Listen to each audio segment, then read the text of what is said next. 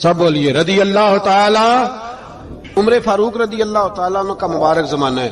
حضرت عمر نے فوج بھیجی ایران کے حکمران کے ساتھ جہاد کرنے۔ ایران کے بادشاہ نے 2 عیسائی جاسوس بھیجے، کہنے لگا ذرا پتہ تو کرو مسلمانوں کا راز کا طریقہ کیا ہے، میں صف بندی کراتا ہوں۔ وہ ساری رات صف بندی کراتا رہا۔ 2 جاسوس آئے مسلمانوں کی معلومات کرنے۔ معلومات کر کے جب واپس گئے تو حضرت عمر فاروق رضی اللہ تعالیٰ عنہ کے سپاہیوں کو دیکھا، غور سے پلٹے تو بادشاہ کہنے لگا کیا حال دیکھ کے آئے ہو؟ کہنے لگا سارے مسلح پہ بیٹھے ہوئے ہیں، جتنے گھنٹے ہم وہاں رہے ہیں مجاہدین مسلح پہ رہے ہیں، یوں لگتا ہے جیسے ان کا دنیا داری سے کوئی تعلق۔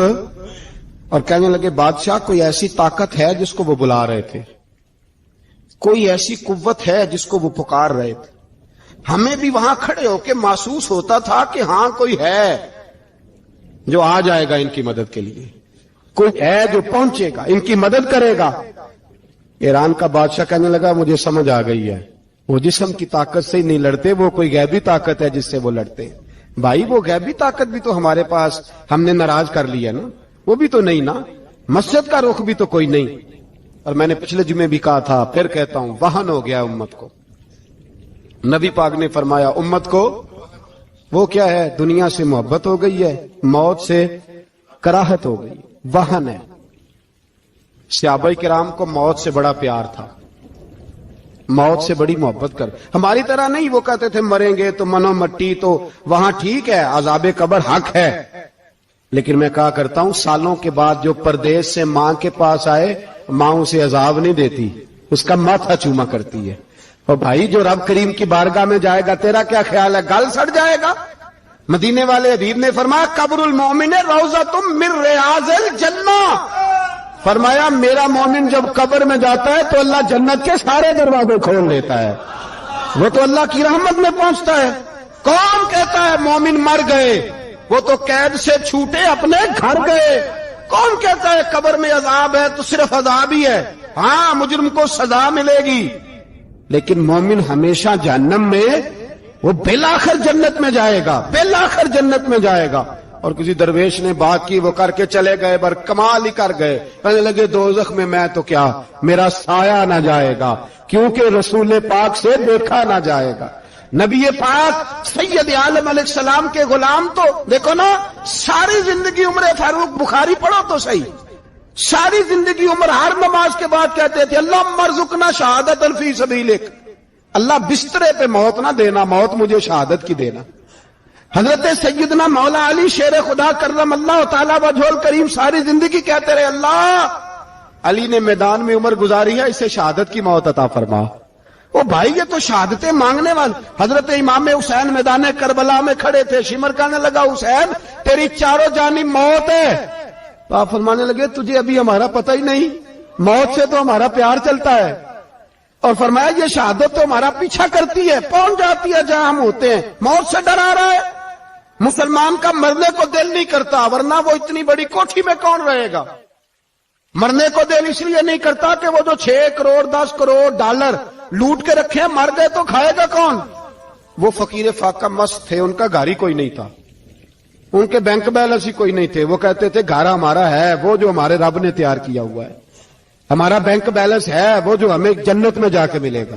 ان کا تو یہ کھاتا ہی کوئی نہیں تھا، اس لیے وہ شہادت کی۔ حضرت عمر بن جموع رضی اللہ تعالیٰ عنہ میدان احد میں 4 بیٹے لے کے آئے۔ کتنے بیٹے؟ بول کے بتائے۔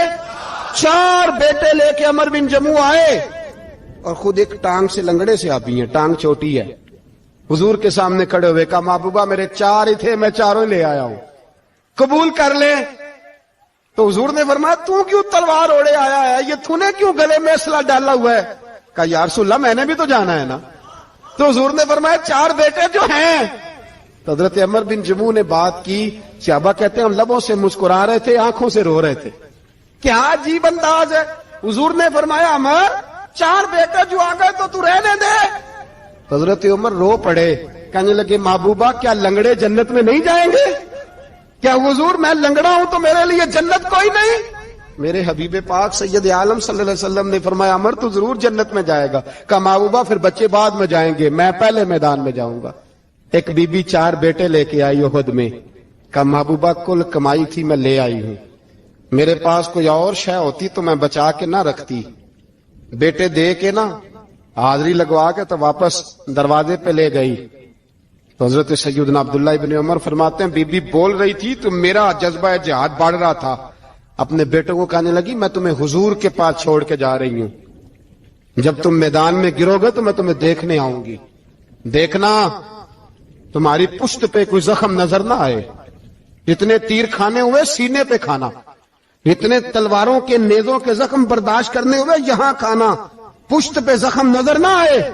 حضرت عبداللہ ابن عمر فرماتے ہو بی بی کی گفتگو میرا جذبہ جہاد بڑھا رہی تھی۔ ایک بی بی 3 سال کا 4 سال کا بیٹا لیے رو رہی ہے، احد کا دن ہے، سہیلیاں پوچھتی ہیں تو کیوں روتی ہے؟ وہ کہتی ہے دیکھو میرا خاوند بھی بدر میں شہید ہو گیا، بھائی اور باپ بھی، دل کرتا ہے کوئی جوان بیٹا ہوتا تو آج مصطفیٰ کے ساتھ اسے ہی بھیج دیتی، کوئی جوان میرے پاس ہے ہی 3 سال کا تو کیا کروں، 3-4 سال کا بچہ کیا کرے گا؟ پتہ نہیں کیا دلیل آئی، اچانک اٹھی، بیٹے کو سینے سے لگایا، کپڑا ڈالا، مسجد نبوی پہنچ گئی۔ حضرت بلال کہتے ہیں مجھے ملی، کہنے لگی بلال مجھے پتہ ہے حضور تیاری کرا رہے ہیں جنگ کی، پر 2 منٹ اگر میری ملاقات ہو جائے۔ بلال حبشی کہنے لگے حضور ایک بی بی ضد کر رہی ہے۔ حضور باہر آئے، کہنے لگی حضور میں فلاں کی بیٹی، فلاں کی بہن، فلاں کی بیوہ ہوں، میں نے بدر میں 3 شہید دیے ہیں، اب میرے پاس یہ 3 سال کا لال ہی بچا ہے، بڑا فخر ہے میرا، لوگ مجھے شہید کی بیوہ، شہید کی بیٹی، شہید کی بہن کرتے، دل کرتا ہے شہید کی اماں بھی کہیں جاؤں تو میرا بیٹا لے لیں۔ سیدنا بلال کہتے ہیں حضور مسکرائے، کہنے لگے یہ 3 سال کا نونہال کیا کرے گا؟ کہتے ہیں اماں کا عجیب جذبہ ہے۔ کہنے لگی محبوبہ سنا ہے اسلحہ بھی تھوڑا ہی ہے، ڈھالیں زیادہ کوئی نہیں، میرا بیٹا ساتھ رکھ لیں، جب آپ کی طرف کوئی تیر آیا نا تو میرا بیٹا ڈھال کے اس کو ڈھال بنا کے آگے کر دینا۔ محبوبہ ڈھال تو بانی سکتا ہے نا۔ حضرت بلال فرماتے ہیں مصطفیٰ کریم نے فرمایا جا میں نے قبول کیا، قیامت کے دن بیٹا گھر لے جا، جب تیرا نام پکارا جائے گا تو شہید کی اماں کہہ کے ہی پکارا جائے گا، جا تو گھر لے جا۔ کہتے ہیں چلتے چلتے ایک غریبنی اور آ گئی، اتنی سی اٹی بان کی، اتنی سی، بلال حضور سے ملاقات ہو جائے گی۔ نبی پاک آ گئے، کہا محبوبہ یہ غلبہ اسلام میں میرا بھی حصہ ڈال لے۔ حضور نے فرمایا یہ کیا ہے؟ کہنے لگے حضور خامد فوت ہو گیا، اولاد اللہ نے بے نیازی سے دی نہیں، سویرے چرخہ کاٹ کے رزق حلال کھاتی ہوں، میرے پاس نا یہ اتنا سا بان ہے، ایک گھوڑے کی لگام بن جائے گی، محبوبہ حصہ تو ڈال جائے گا نا دین کے لیے، میری قبولیت ہو جائے گی۔ میرے حبیب نے ہاتھ اٹھائے اور دعا مانگی، کہے اللہ جتنا تو میدان کے مجاہدوں کو اجر عطا فرمائے اتنا اس غریبنی کو بھی عطا فرمانا۔ حضرت عمر فاروق رضی اللہ تعالیٰ عنہ رات کا وقت چہرے پہ نقاب ڈال کے گلی میں گھوم رہے تھے، میں بھی گلی میں نکلتا ہوں، آپ بھی نکلتے ہیں، لیکن مقصود یہ ہے کہ ذرا پتہ کریں باہر کی ہوا کیسی ہے، مقصود یہ ہے کہ پتہ کریں کہ آج برگر کس دکان کا اچھا ہے، معلومات کریں کہ محلے کی سیاست کس رخ جا رہی ہے، وہ بھی نکلتے تھے، لیکن مقصود یہ نہیں تھا، مقصد سمجھ گئے تھے نا، وہ اس لیے نکلتے تھے کہ پتہ کروں کوئی دکھی تو نہیں، کوئی تکلیف میں تو نہیں، کوئی آزمائش میں تو نہیں۔ دیکھیں نا کام وہی ہے، میں بھی کرتا ہوں، آپ بھی کرتے ہیں، ساری دنیا کرتی، لیکن وہ ایکم احسن عملا، کردار کس کا ستھرا ہے، ذہن کس کا اونچا ہے، ذوق کس کا بڑا ہے۔ زندگی وہ بھی بتا گئے، ہم بھی گزار رہے ہیں، لیکن وہی کمزور باتیں اور وہی روایتی گفتگو اور وہی لب و لہجہ اور وہی دنیا داری کے مخصوص ہی ہماری گفتگو، فلاں کیا کر رہا ہے، کہاں پہنچ گیا، اگر پیسے کسی نے نہیں کمائے تو کہاں نکھٹو ہے تب نہیں کمائے، اور اگر زیادہ کما لیا تو کہنے لگے 1 نمبر طریقے سے تو نہیں کمائے جا سکتے، یہ کوئی غلط رستہ بڑی گفتگو ہے، بس نشستن گفتن برخاستن۔ تو اعلیٰ کام، اعلیٰ کردار ان لوگوں، حضرت عمر گزر رہے تھے تو غلام ساتھ تھا، ایک شخص کو دیکھا کہ مدینے کے باہر خیمہ لگایا ہوا ہے، بھئی خیریت ہے، یہاں خیمہ کو لگایا؟ کہنے لگا امیر المومنین سے ملنے آیا ہوں، رات ہو گئی تھی تو سوچا یہیں قیام کر لیتا ہوں، صبح ان سے ملوں گا۔ تو فرمایا اندر کسی کے درد سے کراہنے کی آواز آتی ہے، کہنے لگا میری بیوی ہے اور بچے کی ولادت کا وقت آ گیا، تکلیف میں۔ حضرت عمر دوڑے گھر گئے، اپنی اہلیہ سے کہنے لگے نیکی کمانے کا ارادہ ہے؟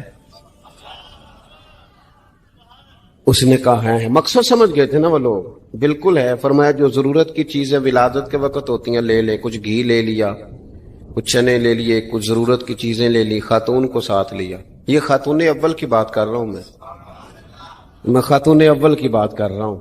حضرت فاروق اعظم رضی اللہ تعالیٰ عنہ امیر المومنین ہے۔ حضرت عمر نے اپنی اہلیہ کو ساتھ لیا، جہاں وہ شخص تھا وہاں آئے، اہلیہ نے حضرت عمر کے ذمے کام لگایا، آگ جلا لیں، یہ تیل لے لیں، فلاں فلاں چیز گھی میں ڈال لیں، بنانی شروع کر دیں۔ فاروق اعظم نے ہاتھ کے اندر پکڑا ہوا برتن، چمچا، ڈوئی بھی آخ لی دے، پنجابی ہے نا ہم، تو وہ کام کر رہے ہیں، چلا رہے ہیں، آگ جلا رہے ہیں، خاتون اندر ڈیوٹی کر رہی۔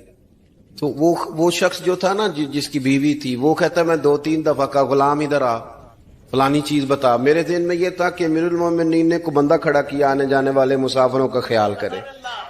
میرے ذہن 2-4 دفعہ میں نے اپنے لفظوں میں بات بھی کہہ دی، لیکن جب اندر میرے بچے کی ولادت ہوئی تو اندر سے میری بیوی بولی اور حضرت عمر کی اہلیہ بولی اور بول کے کہنے لگی امیر المومنین مبارک ہو، آپ کے دوست کو رب نے بیٹا دیا ہے۔ وہ شخص کہتا ہے میں باہر کھڑا تھا، وجود تڑپ گیا، آنکھیں برس پڑی، کبھی نہیں رویا تھا پر کیفیت عجیب بن گئی، کوئی تقریر نہیں سنائی، کوئی اعلیٰ شعر نہیں انہوں نے پڑھا، میں نے جوں لے کر ان کے سر سے پاؤں تک دیکھا، میں نے کہا یہ وہی شخص ہے جس کا نام لے تو کیسر و کسرا کانپ جاتے ہیں، یہ وہی شخص ہے۔ میں نے جمعے میں کہا تھا کہ روب کپڑوں کا نہیں ہوتا، روب تو دیانتداری کا ہوتا ہے۔ ہاں بڑا مال کما کے لوگوں نے بنائی ہوتی ہے کار کوٹھی، تو بندے کھڑے ہو کے کہہ دیتے ہیں 2 نمبر طریقے سے آیا ہے، اور 13ویں-14ویں گریڈ کا ملازم ہو تو اس کے سامنے بہت بڑا افسر ڈر رہا ہوتا ہے یار بندہ دیانتدار ہے، یہ رشوت نہیں لیتا، سفارش نہیں مانتا، یہ میرٹ پہ کام کرتا ہے۔ تو روب تو آپ کی دیانتداری کا ہے، آپ کی سچائی کا ہے۔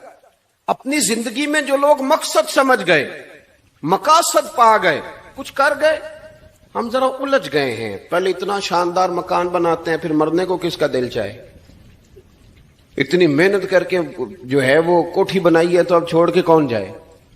وہ تیار بیٹھے تھے، انہیں نبی کریم نے کہا تھا کن فی الدنیا کانک غریب عابر السبیل، تم نے مسافروں کی طرح رہنا ہے۔ او میرے بھائی، کبھی دیکھا ہے ایئرپورٹ پہ مسافر لڑتا ہو کہ میں نے یہ جگہ خریدنی ہے؟ اسے پتہ ہے کہ ابھی فلائٹ آنی ہے، میں نے تو چلے جانا ہے۔ ریلوے اسٹیشن پہ جو جگہ ہوتی ہے وہ خریدنے کے لیے لوگ رٹا نہیں ڈالتے، انہیں پتہ ہے پہلی ٹرین سے چلے جانا ہے۔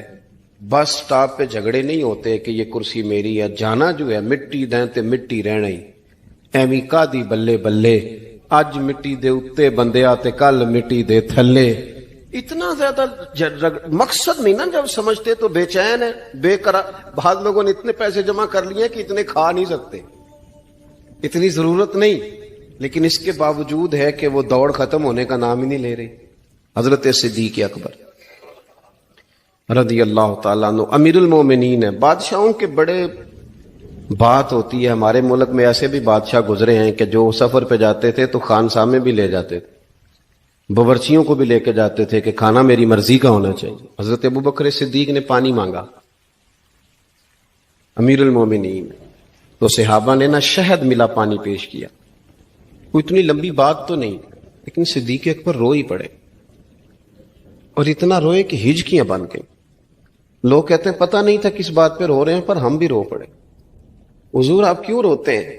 تو آپ فرمانے لگے یار مجھے آسانیوں میں مبتلا کرنے لگے ہو، مجھے ان دنیا کی لذات میں الجھانے لگے ہو۔ میں حضور کی بارگاہ میں بیٹھا تھا تو اللہ کے رسول فرما رہے تھے پیچھے ہٹ جا، پیچھے ہٹ جا، پیچھے ہٹ جا۔ میں نے پوچھا حضور آپ کس کو کہہ رہے ہیں؟ تو حضور فرمانے لگے دنیا میرے پاس آئی تھی، وہ قریب کرنا چاہتی تھی مجھے، تو میں نے اسے کہا پیچھے ہٹ جا، میرے نیڑے نہ آنا، دور ہٹ جا۔ تو ہٹ تو گئی ہے، پر جاتی دفعہ کہہ گئی ہے سونیا آپ تو بچ گئے ہیں، پر آپ کے بعد والے کیسے بچیں گے؟ تو مجھے سینے سے لگا لے، گلے سے لگا لے، مقصد اپنا سمجھے، اعمال کا حسن پیدا کرے، اگر انسان کا مقصود مال کمانا ہے تو اگر مال مل گیا تو اس کے بعد پھر کیا کرے گا؟ کسی نے طے کر لیا تھا کہ بہت بڑی گاڑی اور بہت بڑا بنگلہ مجھے چاہیے، تو وہ بنگلہ اسے مل گیا، گاڑی آ گئی، اب تو مقاصد کیونکہ طے نہیں ہوتے، تو جو چیز انسان چھوٹا سا مقصد طے کرتا ہے وہ اسے حاصل ہو جاتا ہے۔ میں نے ملک سے باہر جانا ہے، گھر سیٹ کرنا ہے، ساتھ والا پلاٹ لینا ہے، ہو گیا سارا کچھ، تو اب وہ پھر انسان بے چین ہو جاتا ہے، پریشان رہتا ہے، کہتا ہے سمجھ نہیں آتی مطلب مقصود کیا ہے۔ اللہ تبارک و تعالیٰ نے تو ایک تنکا بے مقصد پیدا نہیں کیا، اتنا سونا انسان کیسے بے مقصد پیدا کر دے؟ تو رب کریم نے ہمیں بتایا کہ مقصد تو تمہارا ہے، مقصد ہے الذی خلق الموت والحیات لیبلوکم ایکم احسن عملا، اس نے موت اور حیات اس لیے پیدا کی ہے تاکہ پتہ چلے تم میں اچھے عمل کون کرتا ہے، تم کس قدر زیادہ اپنے رب کی عبادت کرتے ہو، کس قدر زیادہ حسن اخلاق کا مظاہرہ کرتے ہو، کس قدر زیادہ لوگوں کی خدمت کرتے ہو، کس قدر زیادہ تم دین کی تبلیغ میں، اشاعت میں، ابلاغ میں، ترویج میں کردار ادا کرتے ہو۔ با مقصد تمہیں بنایا، با مقصد اچھا ترین عمل تم میں سے کون کرتا ہے، اس لیے موت اور حیات پیدا کی تھی کہ تم نے ستھرے سے ستھرے اعمال، بہتر سے بہتر کردار، اعلیٰ سے اعلیٰ تمہارا انداز زندگی۔ دیکھیں ہم نے لوگوں کے ساتھ مل کے رہنا ہوتا ہے، بہت ساری چیزیں ایسی ہوتی ہیں کہ جو تکلیف کا سامان بنتی ہیں۔ اب انہی لوگوں کے ساتھ اللہ نے ہمیں مل کے رہنے کا حکم دیا، ان کے حقوق ادا کرنے کا حکم دیا، تو ساتھ ساتھ نا درگزر کا بھی کہا، معافی کا بھی کہا۔ جب انسان معافی کر دینے والا ہو جاتا ہے، درگزر والا ہو جاتا ہے، تو پھر وہ بڑا ہو جاتا ہے، بڑے دل والا ہو جاتا ہے، بڑے حوصلے والا ہو جاتا ہے، بڑے ضرب والا ہو جاتا ہے، اس کی زندگی حسین ہوتی۔ تو یہاں آئے تھے کچھ کام کرنے، وہ جو ہم نے مقصود بنائے تھے نا، مطلب اچھے کپڑے، اچھی دنیا داری، اچھی گاڑی، اچھا موبائل سیٹ، وہ چونکہ مقصود نہیں تھا تو ان چیزوں کے حصول کے باوجود بھی لوگ پریشان ہیں۔ مقصود یہ تھا کہ بہترین عمل، سونا عمل، اعلیٰ ترین عمل، میرے رسول پاک صلی اللہ علیہ وسلم کے غلاموں نے نا وہ عمل کر کے دکھایا۔ اعلیٰ ترین مزاج رکھتے تھے اور اعلیٰ ترین خدمت، یعنی لوگ ان کا کردار دیکھ کے نا، کردار اور عمل دیکھ کے، ہم تو لمبی تقریریں کرتے ہیں، باتیں کرتے ہیں، بڑا کچھ بتانا پڑتا ہے، لیکن وہ بس تھوڑا سا نا لوگ ان کے پاس اٹھتے بیٹھتے تھے، آتے جاتے تھے، اتنی دوڑ ہے کہ آگے بڑھ کے اور لینا ہے اور لینا ہے، عالم مزید کا رٹا، وہ سمجھ گئے، ہم نا اڑے ہوئے ہیں۔ بہت سارے لوگ ایسے ہیں جنہیں صحیح بات کا پتہ چل گیا ہے، وہ فیصلہ کرنے میں دیر کر رہے ہیں، انہیں سمجھ آ گئی ہے کہ بہتر یہی ہے کہ میں وقت پہ مسجد آیا کروں، انہیں سمجھ آ گئی ہے بہتر یہ ہے کہ سویرے اٹھ کے نا واٹس ایپ بعد میں دیکھوں، پہلے قرآن پاک کی زیارت کر لیا کروں۔ سمجھ انہیں ہے، سمجھ ہے کہ باتیں زیادہ کرنے سے بہتر ہے درود و سلام زیادہ پڑھا جائے، پتہ انہیں ہے، وہ فیصلہ ہی نہیں کر رہے، ارادہ نہیں بنا رہے، توجہ نہیں کر رہے۔ جب بہت زیادہ بندہ دنیا داری میں الجھ جاتا ہے نا، بہت زیادہ، آسانیاں تو بندے کو جینے نہیں دیتی۔ پہلے انسان کہتا ہے کہ موٹر سائیکل ہو جائے نا تو چلو سفر آسان ہوگا، پھر موٹر سائیکل کہتا ہے ٹائر 2 ہیں، 4 ٹائروں والی ہونا، چلو مہران ہی ہو جائے خیر ہے، لیکن مہران میں بیٹھتے ہی اسے خیال آتا ہے کہ اس کی تو سیٹیں تنگ ہیں، پھر اس سے بڑی گاڑی چاہیے۔ یہ روز دوڑ ہے، بانج فقیروں کسے نہیں ماریا، اے ہوئی چور اندر دا، یہ دوڑ ہے، یہ ختم۔ حضرت ابوبکر صدیق رضی اللہ تعالیٰ عنہ امیر تھے، ہمیں تو نا جی ایک سے ایک کھانا، اور آج یہ نہیں کھانا، آج میری مرضی کا کھانا، یہ میری مرضی کا، یہ میرے بچے کی مرضی کا، یہ فلانے کی مرضی کا، وہ خواہشات کا انبار، اور نفس بچے کی طرح ہوتا ہے، خواہش پوری کرو تو فوراً ہی دوسری بھی بتا دیتا ہے، دوسری پوری کرو تو تیسری کی بھی خبر دے دیتا ہے۔ ہم نا چونکہ الجھ جاتے ہیں، پھر وہ الجھاؤ ہمیں باہر نہیں نکلنے دیتا۔ اگر تھوڑا تھوڑا کر کے، میرا مطلب یہ ہے کہ زندہ رہنے کے لیے روٹی کھانی ہے نا، مثلا روٹی کا لطف کتنی دیر ہوتا ہے، جتنی دیر منہ میں چباتے ہیں، اس کے بعد ختم۔ تو کپڑا تو پہننا تھا بدن چھپانے کے لیے، اس میں وہ کدھر سے آ گئی ساری کہانیاں جو آج بن گئی. اور اتنے میں نے عجیب و غریب نظام دیکھا ہے کہ نوجوان ہے، اچھا بھلا سیانا آدمی، کپڑے اس نے تازے سلوائے ہیں اور 99 لوگوں نے کہا صحیح لگ رہا ہے، تو صرف ایک نے کہا نہیں ٹھیک لگ رہا. وہ پریشان ہو جاتا ہے، کہتے بھی اس کا کچھ کروں. کیوں؟